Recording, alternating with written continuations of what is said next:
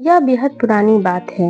एक राज्य की रानी सर्दियों के समय खिड़की के पास बैठकर कुछ सिल रही थी। अचानक सुई उसकी उंगली में चुभ गई और रानी का रक्त पास पड़ी बर्फ पर जा गिरा। इस घटना को देखकर रानी के मन में ख्याल आया कि काश मेरी एक बेटी होती जिसका रंग बर्फ की तरह सफेद होता, उसका होठ रक्त के कतरे से भी लाल होते और बाल काली घटाओं से। कुछ समय बाद रानी को बेटी हुई। वह ठीक बिल्कुल वैसी थी जैसी उसने कल्पना की थी, इसलिए उसका नाम रखा गया स्नो वाइट। कुछ समय बाद रानी की मृत्यु हो गई और समय बीतने के बाद राजा ने भी दूसरी शादी कर ली। वो नई रानी भी बेइंतहा खूबसूरत थी।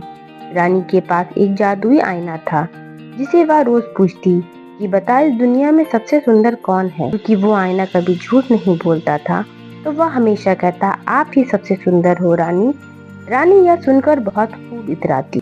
समय बीतने के साथ साथ स्नो वाइट की खूबसूरती भी निखरती गई और एक दिन ऐसा आया जब जादुई आईने ने रानी के बजाय जवाब दिया जग में सबसे सुंदर है स्नो वाइट। यह सुनकर रानी को सदमा लगा और वह स्नो वाइट से जलने लगी। रानी ने अपने सबसे खास सिपाही को बुलाकर आदेश दिया कि स्नो वाइट को दूर जंगल में ले जाकर मार डाले। सिपाही स्नो वाइट को ले तो गया पर उसे मार नहीं पाया। मासूम स्नो वाइट पर उसको दया आ गई और उसने स्नो वाइट को रानी की असलियत बताकर उसे दूर रहने को कहा। स्नो वाइट को जंगल में जिंदा छोड़ भी दिया। उस समय सिपाही ने जंगली जानवर का दिल निकाल लिया सबूत के तौर पर। स्नो वाइट यहाँ वहाँ भटकती रही। तभी उसकी नजर एक छोटे से घर पर पड़ी। वह घर बच्चों के घर जैसा था। वह घर था 7 बौनों का। स्नो वाइट ने देखा वहाँ खाना भी है, वाइन भी है।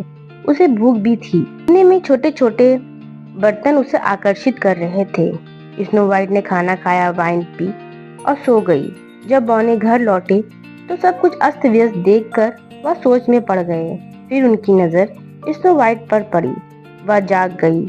उसने बौनों को अपनी कहानी सुनाई तो उसने उस पर दया आ गई और उन्होंने उसे अपने साथ रख लिया।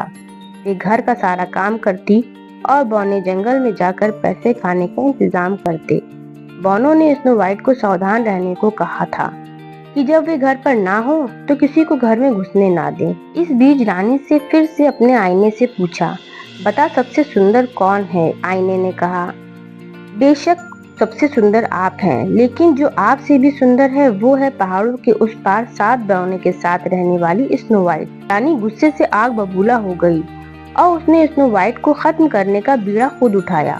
उसने एक बुढ़िया का वेश धारा और कंघी बेचने वाली बन गई। जंगल की तरफ चल पड़ी। स्नो वाइट को देखकर उसने कहा कंघी ले लो बेटी, कंघी ले लो, मैं तुम्हारे बाल संवार कर दिखाती हूँ। जैसे ही उसने स्नो वाइट के बालों में कंघी किया, स्नो वाइट बेहोश होकर गिर पड़ी। क्योंकि वो कंघी जहरीली थी, रानी वहाँ से चली गई। लेकिन फौरन बौने आकर स्नो वाइट के बालों से कंघी निकाल देते हैं और स्नो वाइट की जान बच जाती है। रानी फिर आईने से पूछती है, आईने का वही जवाब देता। रानी फिर किसान की बूढ़ी बीवी का वेश बदल कर जाती है। वह अपनी टोकरी में जहरीला सेब लेकर जाती है। यह सेब खास तौर पर उसने खुद तैयार किए थे, जिसमें एक खासियत थी कि जो भी इसे चखेगा वह स्लीपिंग डेथ में चला जाएगा और इस जादुई जहरीले सेब का असर सिर्फ और सिर्फ एक किस से खत्म हो पाएगा। रानी आश्वस्त थी कि स्नो वाइट को तो मरा हुआ समझकर बौने दफना देंगे और इस तरह वे अपने मंसूबों में कामयाब हो जाएगी। रानी स्नो वाइट से कहती है कि ये मीठे सेब हैं, तुम्हें इन्हें खरीद लो। स्नो वाइट इस बार सतर्क थी। उसने दरवाजा नहीं खोला, लेकिन वो बार बार आग्रह करने लगी। फिर उसने एक सेब के 2 टुकड़े किए। इसका एक टुकड़ा जहरीला था और दूसरा नहीं था। रानी ने सादा वाला टुकड़ा खाकर कहा देखो इतना रसीला सेब है, मैं भी नहीं लालच रोक पाई। स्नो वाइट को लगा यह सच कह रही है।